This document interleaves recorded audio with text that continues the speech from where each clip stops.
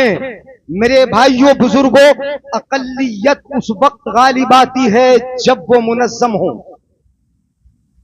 उनमें नज़्म हो। अगर नज़्म से फिरेंगे अकल्लियत को गलबा नहीं मिलेगा। किसी एक बैनर तले जमा नहीं होंगे, अकल्लियत को गलबा नहीं मिलेगा।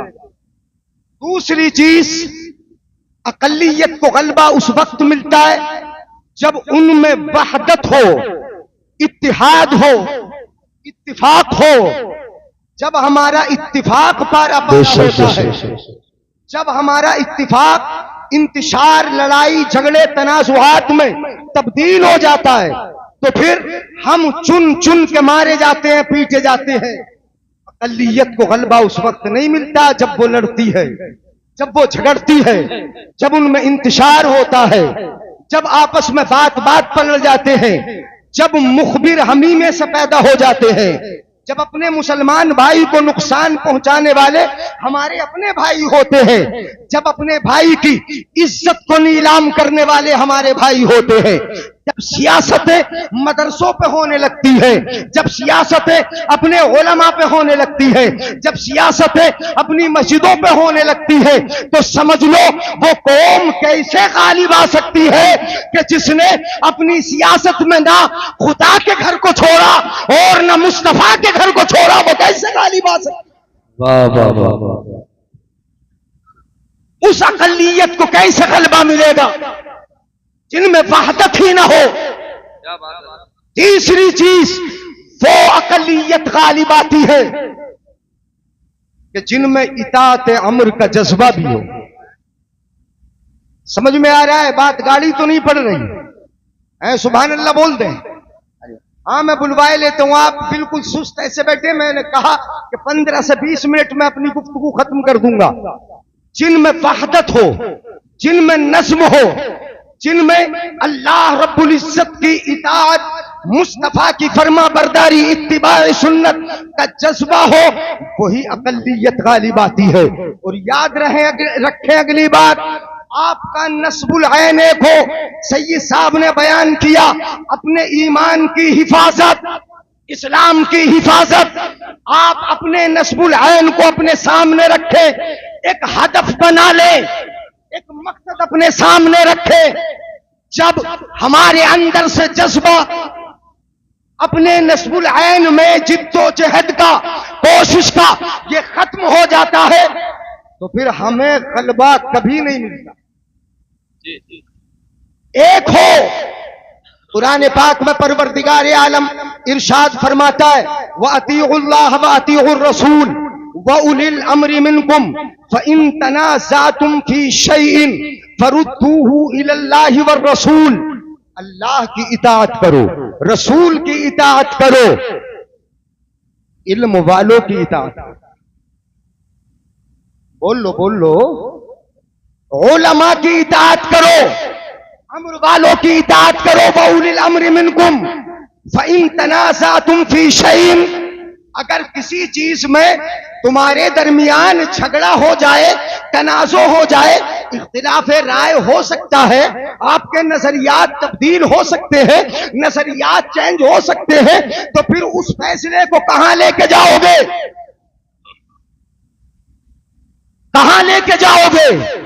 आप अपने मन से फैसला न करो, अपने फैसलों को हुक्काम जो इस दौर के वहां न लेके जाओ। ला तुदलू इलल हुक्काम, हाकिमों के पास न लेके जाओ। फैसला किधर लेके जाना है? फरुद्दूहु इलल्लाहि वर रसूल। अपने फैसलों को अगर देखना है तो कुरान में देख लो, मुस्तफा की शरीयत में देख लो, वहां फैसला तुम्हें मिलेगा।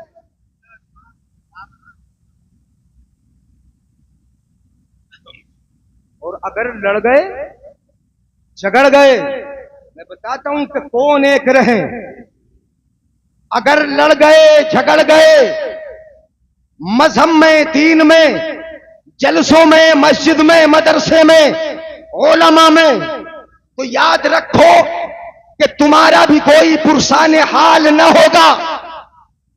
कुरान में अल्लाह फरमाता है, वला तनाज़ऊ फतफशलू व तज़हब रिहुकुम, वस्बिरू इन्नल्लाह मअस्साबिरीन। सुभान अल्लाह, सुभान अल्लाह। आपस में न लड़ो, बेशक बेशक। लड़ गए कदम बहक जाएंगे, फिसल जाओगे। वो तज़हब रीहुकुम, और तुम्हारी जो ताकतो कुव्वत है, तुम्हारी हवा ही निकल जाएगी। इज्तिमाई हैसियत से जो तुम्हारी ताकत है, कुव्वत है, वो सारी की सारी चली जाएगी। वह तज़हब रीहुकुम, इज्तिमा के साथ रहने में, इत्तिफाक के साथ रहने में तुम्हारी कुव्वत है, तुम्हारी ताकत है। हम मजहब पे लड़ गए, हम मशरब पे लड़ गए, हम पीरों पे लड़ गए, हम मदरसों पे लड़ गए। वला तनाज़ऊ फतफशलू, न लड़ो वरना फिसल जाओगे। वस्बिरू, सब्र भी कर लो। अल्लाह फरमाता है सब्र कर लो। इन्नल्लाह मअस्साबिरीन, अल्लाह की मदद सब्र करने वालों के साथ होती है। एक तो हदीस में आपके गोश गुजार कर दूं, सुनो। इत्तिफाक से रहो, एक होकर रहो, लड़ाई न करो। मोमिन के बारे में आका फरमाते अल मुमिनु लिल मुमिन कल बुनियान, मोमिन मोमिन के लिए बुनियाद की ईंटों की तरह है। समझ में आ रहा है? मोमिन मोमिन के लिए बुनियाद की ईंट की तरह है, बुनियाद की तरह है।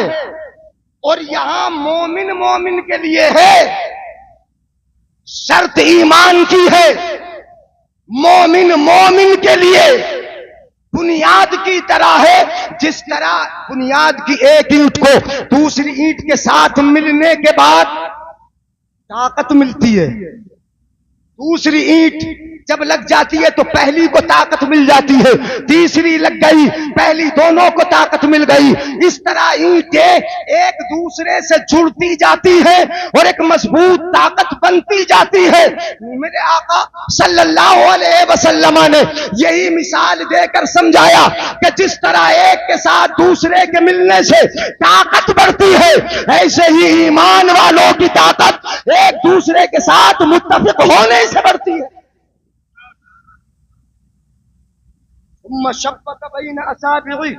फिर मेरे आका सल्लल्लाहु अलैहि वसल्लम ने इस तरह उंगलियां मिलाई और इनको जोड़कर दिखाया कि इस तरह उंगलियों के मिल जाने से उंगलियों की ताकत बढ़ गई इन उंगलियों की, ऐसे ही तुम्हारी ताकत भी बढ़ जाएगी। मेरे आका फरमाते उनसुर अखाका जालिमन औ मजलूमा, आका फरमाते अपने भाई की मदद कर दिया करो। बोल लो जरा सुभान अल्लाह। उनसुर अखाका, अपने भाई की मदद कर लिया करो। आपका भाई जालिम हो तब भी उसकी मदद करो, मजलूम हो। एक साहबी खड़े हो गए, अर्ज करने लगे या रसूल अल्लाह, फकाल रजुलुन अंसुरु मजलूमन कैफ अंसुरु जालिमा। खड़े हुए बोले या रसूल अल्लाह, मजलूम की मदद तो समझ में आती है, जो पिट रहा हो उसकी मदद समझ में आती है, जिसकी जमीन छीनी जा रही हो उसकी मदद समझ में आती है, जिसको गालियां बकी जा रही हो उसकी मदद समझ में आती है, जिसको बुरा सा कहा जा रहा हो उसकी मदद समझ में आती है, जिसकी तिजारत पर डाका डाला जा रहा हो उसकी मदद समझ में आती है। मगर जालिम की मदद कैसे करें?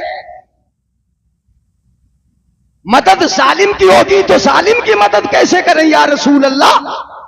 जालिमा, जालिम की मदद कैसे होगी? तो आका इरशाद फरमाते, तवज्जो है, अगर समझ में आएगा सुभान अल्लाह बोलोगे। क्या फरमाया आका ने? जालिम की मदद ऐसे होगी फमनअहु मिनज़्ज़ुल्म, जालिम की मदद होगी उसको जुल्म से रोक दो, जमीन मत हड़पने दो, ज्यादती मत करने दो, गालियां मत बकने दो, ऐब जोई मत करने दो, उसको जुल्म से रोक दो। जुल्म से रोक दोगे तो तुम्हारे भाई जालिम की मदद भी हो जाएगी। और मदद कैसे होगी? वो तो जुल्म से रुक रहा, वो दूसरे की जमीन छीनने से रुक रहा, मदद कैसे होगी? वो जहन्नम के गड्ढे से रुक जाए, वो आखिरत के अजाब से रुक जाएगा।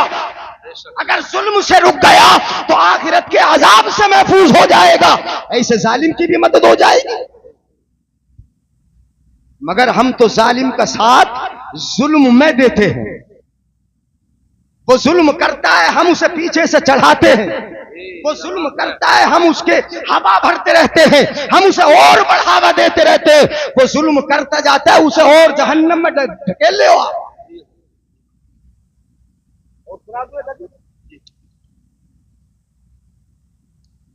अब चूंकि खड़ा हुआ, आप अकेले हाथ उठा के बोले या रसूल अल्लाह। अब यहां चूंकि सुस्त से बैठे, इसलिए एक हदीस में सुना दूं बड़ी प्यारी, इताअत अम्र का जज्बा हजरत ने जिक्र फरमाया। मैं एक हदीस की रोशनी में बता दूं कि सहाबा में किस कदर इताअत का जज्बा था।